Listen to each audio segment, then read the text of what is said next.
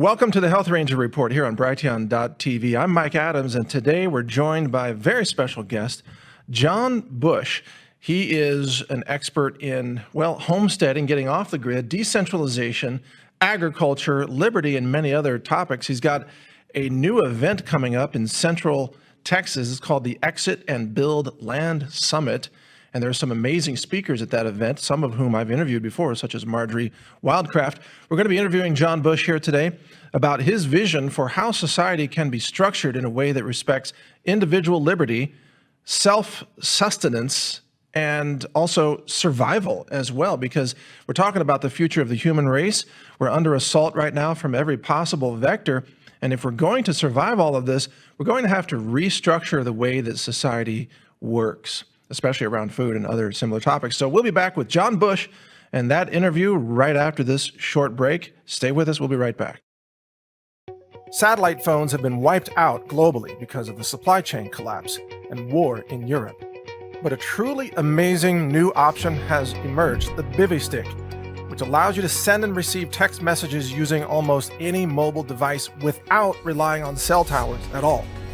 In a world where war, riots, or a power grid failure can happen literally at any time, the Bivy Stick and its two-way satellite messaging gives you the power to reach loved ones, to send emergency messages, or request a rescue. And to use this device, you do not have to register your name, and you don't need to turn on location services or reveal your geographic location. The battery life is several days in duration, and you can easily recharge it using a small portable power bank. There are only about 20,000 Bivy Sticks that will be available in America this year. Get yours now while they're still available at SAT123.com. That's SAT123.com.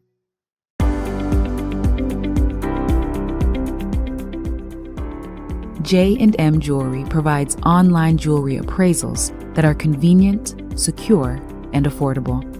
Appraisals are usually completed within 48 hours and sent directly to your email. Contact us today or visit our website to use our appraisal request form. jandmjewelry.com.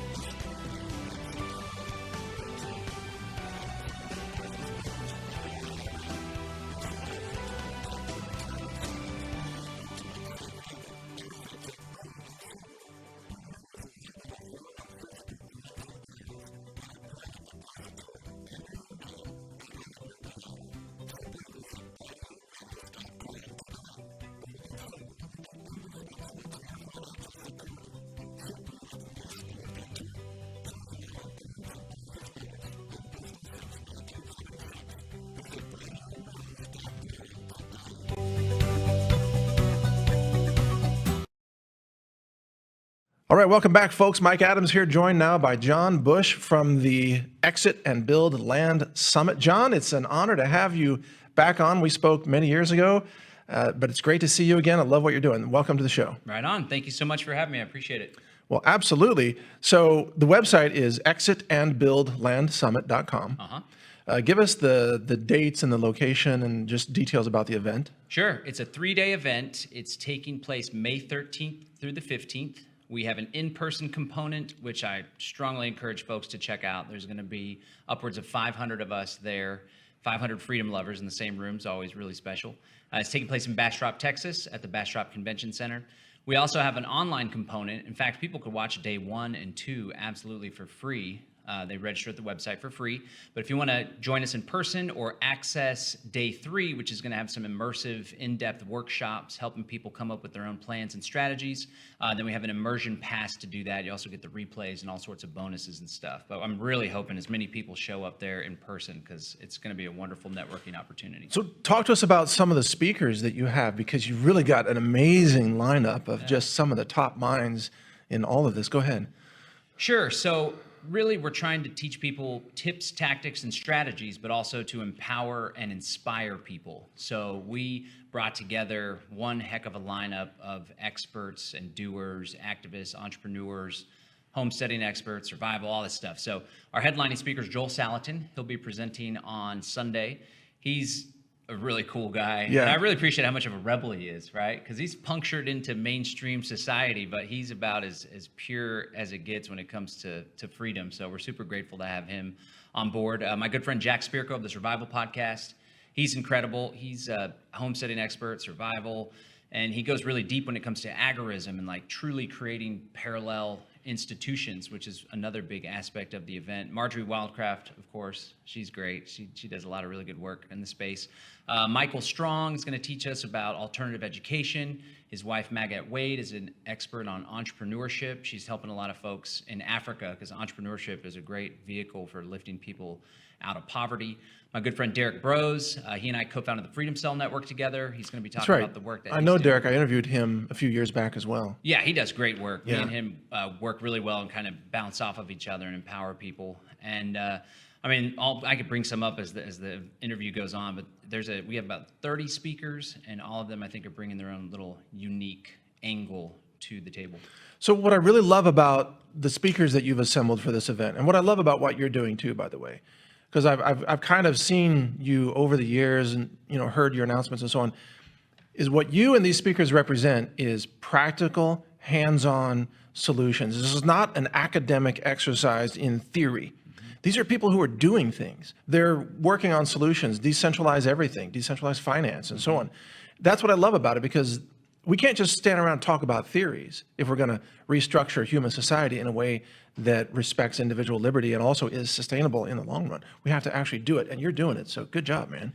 Thanks, I appreciate that. Yeah, that's what the whole exit and build thing is all about. It's about exiting those institutions that we find unethical, that we find useless, that are literally trying to enslave us, and building the alternatives. And a lot of people, they kind of stop with the whole waking up, and then they go deep on the research and watch the documentaries, and then they feel like, I don't know, I guess shoving stuff down the throats of their family members and their friends is the thing to do. But there's a role for that. There's a place for that. But I strongly believe that there's enough of us that recognize what's going on, that value bodily autonomy, human freedom, that if we were simply to focus on building the world that we desire, that we deserve, I think we could experience liberty within our lifetime. This is a very mature approach also because it's non-confrontational.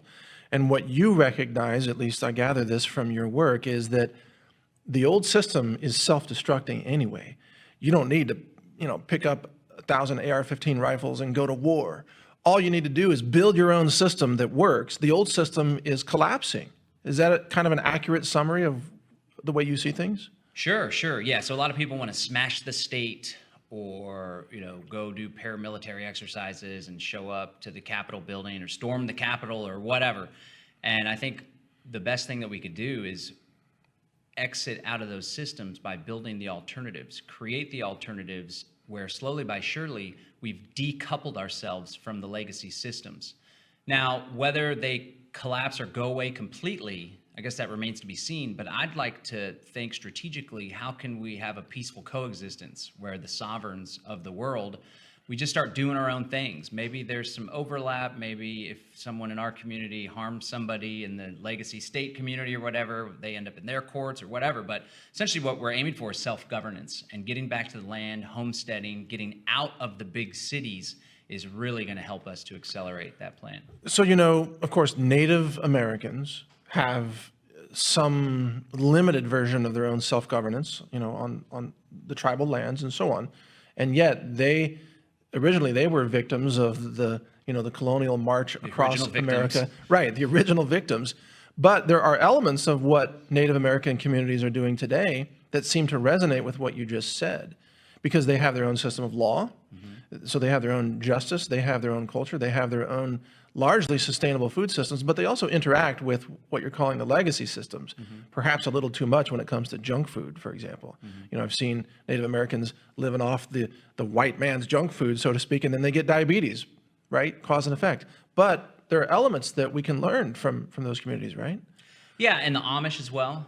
And Exactly, there's, yeah, good point. examples throughout history, American history and elsewhere, where communities, a lot of times it's religious, they have basically taken themselves out. Or, I mean, the Native American example, there's a lot of atrocities that took place there, and I guess it was some kind of like strange compromise or whatever. But what I'm hoping is that we can examine the things that we need to have a functioning civilization. So there's some guidelines, some normalcy, some standards, right? Some regulation in the sense of making regular, not authoritarian control and coercion. Some sort of justice system, the tribal elders, or some sort of rules that we follow. Communication, emergency response, food, our own alternative healthcare systems, right? And so rather than spending a bunch of time going to try to get this guy elected or that guy elected, or protesting or showing up to the Parliament Square, which, you know, I'm in solidarity with a lot of those movements, and the Canadian trucker thing, like, was so excited to see that. But it's like, okay, you got the town square occupied, now what, right? We want to encourage people to start building and providing for those common wants and needs on our own. So when the day comes that we have the numbers necessary to declare our independence, it makes it an easier transition, because for the longest time, we haven't even really been dependent on their system at all. So you think there's coming a day where there's actually a declaration of independence of communities like the ones that you're talking about? You think there's a day coming like that? Where there's So- a declaration of sovereignty, or how does that work? Yeah, so I have this, I appreciate the mature comment, because I've been doing this for like 20 years. I mean, you've been doing this for a really long time too, and like, I've tried all these different things, and I protested. I got bills passed actually in the state legislature that I helped to author, and with the city council in Austin, Texas. And for the longest time, it seemed like we had these victories, but in reality, we were simply slowing the growth of tyranny. So I very heavily focused on strategies, specifically answering the question, how can we get from here to there? And I have this vision of what I call the Confederation of Freedom Cell communities. So the Freedom Cell Network is a group of over 33,000 freedom lovers all throughout the world that are solutions-oriented, working together on common goals. And my vision is to encourage, that's why I'm doing this event, to encourage people to exit the cities. It's already a lot of tyranny there, but now with all the COVID mandates and this whole technocracy and smart cities agenda, exit the cities to find greener pasture, freer pasture in the country. We get a bunch of people to do that. We get our own homesteads, and we also build intentional communities. There's going to be some, like Diana Leaf Christian's a leading expert on intentional community and alternative governance models. We start populating the country. We link up these communities, trade routes. This guy's got the tractor. These guys do the eggs over here. We pull our kids out of government school. We have our own homeschool cooperatives, right? And eventually, there's so many of us that have done this that whether it's like a written Declaration of Independence, which could be cool and kind of like a rallying cry, but we're able to kind of have that sovereignty without any shots fired, without having to ask for permission through some sort of law or some sort of ordinance getting passed. We've just decoupled ourselves. And another thing, a lot of people are like, well, that sounds like Waco, or how do you know this is going to happen or that's going to happen?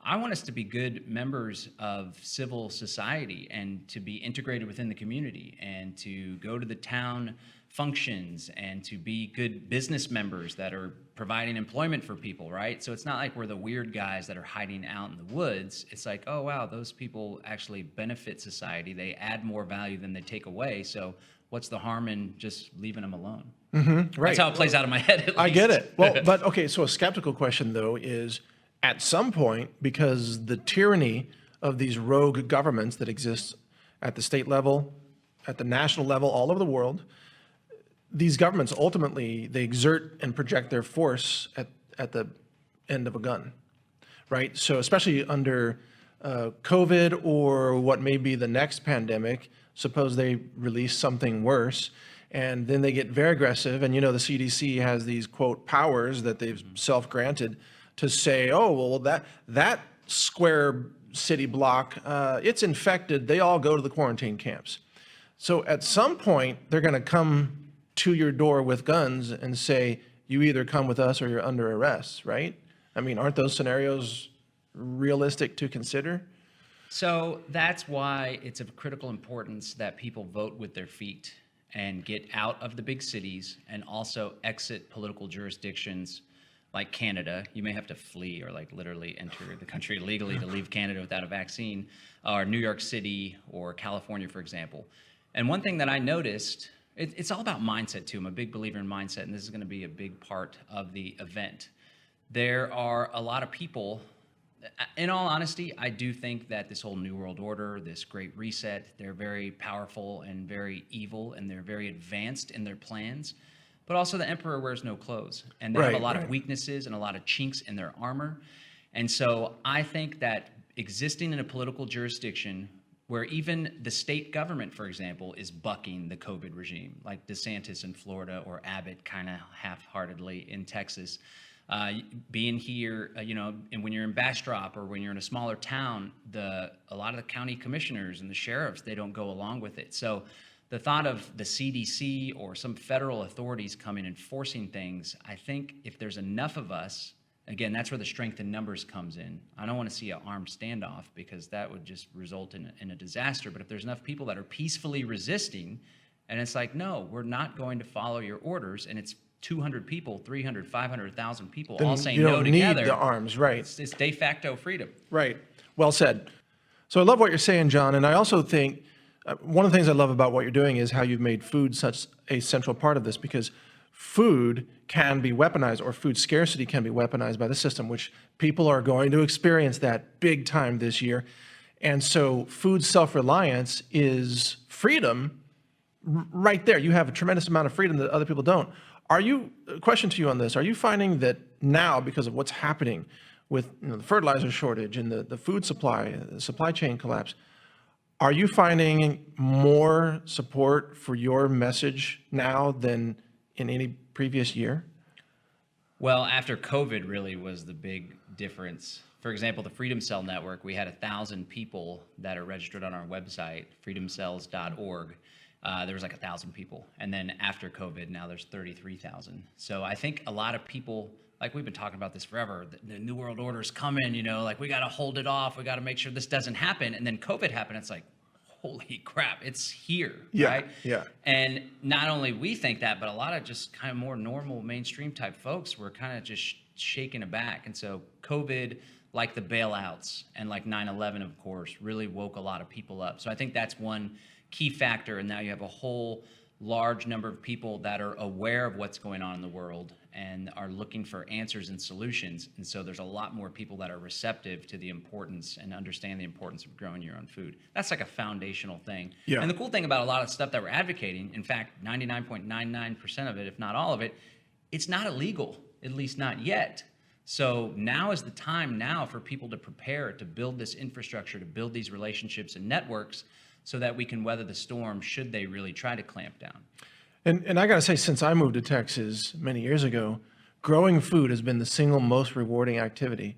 I mean, I grow food like crazy now. I use the non-circulating hydroponic grow bins, and then I harvest big fistfuls of that. It goes into my blender each morning into my smoothies. Yeah. And that's how I drink salads. But it's just so simple and so rewarding, and there's a sense of freedom. It's like, if they cut off the food supply, I know I'm not going to die of starvation. I mean, I might get tired of eating salad greens, but I'm not going to die. Yep. Whereas a person living in a city has no options. They are tied to that system, and they can be driven into a FEMA camp or into a National Guard food handout truck line or something very easily. Yeah, one of the strategies that I employ is to think really hard about how it is that they can control people and to determine what those weak spots are. So for example, it was revealed recently that people that work for certain employers, their income, their job can be on the line unless they do a medical procedure that they don't want to do. Okay, well, what can we do about that? All right, maybe we should explore entrepreneurship. Maybe we should work with like-minded people that would never even dream of doing something like that. We learned that they're willing to lock people down and like you got to wear a mask in the grocery store, or there's even vaccine passports. You got to enter to go to the grocery store or wherever in certain parts of the world. So it's like, okay, well, now we need to be growing our own food. We need to be connected. We learned after the Canadian experience, which many of us already expected this to happen. I didn't know it'd be that fast, even before the central bank digital currencies, that they're willing to shut people's bank accounts down for supporting a freedom I cause. wanted to ask you about that. Therefore, we should explore alternative currencies, cryptocurrencies, privacy coins that can't be shut down, non-custodial wallets, barter networks. I'm a big advocate for cryptocurrency, have been for a while, but it's not just cryptocurrency. It's not the be-all, end-all. We need to have those relationships and those local counter economies where we can connect with one another, do business with one another, and help to meet one another's common wants and needs through peaceful commerce. Absolutely. And just to answer that, I was a skeptic of crypto until that situation happened in Canada. Now, I just did a podcast talking about Monero and why this is the privacy coin that I think fits the bill. But I agree with you. I see a place in the not so distant future where people are meeting up locally, buying and selling and trading food, perhaps ammunition, perhaps tools, and they're using a combination of crypto, silver coins, seeds, maybe some fiat if there's any value left in it, who knows? But it's going to be a combination of systems of value, and crypto has a role to play. If we've got a power grid functioning, if you could even have a regional blockchain that works. It doesn't have to be global. Sure. If you just have internet regionally, you can use a crypto-based system. So I agree with you. It has a very important role to play in decentralization. Yeah, and I think the best function in a nightmare central bank digital currency Great Reset environment is it will enable us to continue to do business with one another online, undetected. Not to mention, it's a way that folks that have developed some wealth and have wealth, they can put their wealth into cryptocurrency, and if they play their cards right, there's not a damn thing the government can do in order to take that wealth. And like with gold, for example, you got it in your safe. Obviously, you want to have physical gold, but you have it in your safe. That can be taken. The safe can be cracked. It can be broken into. But if you play your cards right and set a cryptocurrency wallet up correctly, you could memorize the seed phrase. Yeah, and true. that's it. It doesn't even exist anywhere except for some entries on a decentralized blockchain. Well, right. And I think it's interesting because I've been digging into the privacy coins a lot recently, that even when Canada tried to ban, I think it was 34 Bitcoin wallets, I don't think they successfully banned those wallets. All they did was ban them from maybe the Canadian exchanges, and that was it. But you could transact outside that system, and Bitcoin's not even a privacy coin. I mean, think about the privacy coins. The governments are incapable, from what I can tell. I mean, the Treasury's put out, I think, a $600,000 reward for anybody who can crack Monero. And why do they do that? Because nobody's cracked Monero. Yeah, they're afraid of it. They're very afraid. The big differentiator for folks, and there was a lot of misunderstanding going around about that, and the Canadian government tried to say they were all strong and powerful. So the big thing to be aware of for folks that may just be getting into cryptocurrency is you want to transact with crypto, store your crypto in a non-custodial wallet. Absolutely. That's local. a wallet where nobody has access to your private keys. The private key is kind of what unlocks access to the crypto on an address. So wallets that are hosted by Coinbase or PayPal, for example, or a Canadian exchange, the company that manages that exchange, they actually have access to the private key. Therefore, you don't even really own your money. And the government can pressure somebody. That's the beauty of this whole decentralized technology that's starting to come into play. There's no board of directors, there's no CEO, there's no shareholders to threaten or to sue. It's just complete, it's not owned by anyone, and at the same time, anyone can own it, which is super cool. So there's no pressure point. And so for folks that want to have that privacy and sovereignty over their money, it's critical that they set up a non-custodial wallet and get started that way. And to your point, what we've seen over the last several years is the total corruption of the institutions that once pretended to be based on pillars of trust. So the system of medicine, let's say, conventional centralized Western medicine, long pretended, oh, we're here to serve you, or the drug companies. Right, we're here to help the world heal. No, and it turns out, and people are figuring this out, you're here to murder us. You're here to prevent us from having access to ivermectin, for example. Oh, that was so ugly. Right. So what's happened, though, is they're shattering public faith in all of these institutions. Who trusts the FBI now? Who trusts the CDC? Who trusts the WHO? Who trusts elections, for that matter, right? shattered across the board. So the time is ripe for people to seek decentralization solutions. Yeah, it's a wonderful opportunity. And like I was saying earlier, it's all about mindset. So if you focus on the tyranny and whatever Klaus Schwab has to say, or Bill Gates did this, or Canada did that, then you'll experience more tyranny and more fear in your life. But if you focus on the opportunity that we have, focus on the fact that amazing conversations are taking place, focus on the fact that we have a decentralized global money system that allows us to transact with one another no matter what the government says about it. Focus on the fact that more people are starting to grow their own food, then that is the reality that you're experiencing. And for me, it's really motivating. And I feel blessed to be alive at this time in history because I think we could really shake things up. Oh, yeah, you're right. And you grow quite a bit of your own food right now, correct? Yeah, well, we just moved to our 10-acre homestead, and we had 3 garden beds in the back, and we did desolarization, where you lay like a big tarp to kind of kill the grass. And we learned that the whole garden section is actually over the septic drain field. Oh, my. So we have a pretty nice container garden stretching all across the front porch. But no, it's a work in progress, Yeah. You just got to keep the ball moving forward and have a plan, have a path, right? But we're linked up with local farmers markets, and then through our Freedom Cell network, we have this meat share program where we all chip in, a cow gets butchered, and then we distribute the meat out. So Oh, really? yeah, I didn't know you had that program. I'd like to participate in that. let's roll. All right, for those of you who enjoyed this interview, feel free to share this freely on other platforms and other channels. I'm giving you permission right now. I'm sure John Bush doesn't mind either. We're all about sharing knowledge for humanity. And check out exitandbuildlandsummit.com. You're going to learn some amazing information there. And join us being the people who are learning how to live more free and grow more food and connect with others who are liberty-minded. I believe we are the future of human civilization. I truly believe that. We are the rebuilders. We are the ones who will be here. We are the ones with the solutions. Thank you for listening today. I'm Mike Adams, the founder of Brighteon.com. Take care.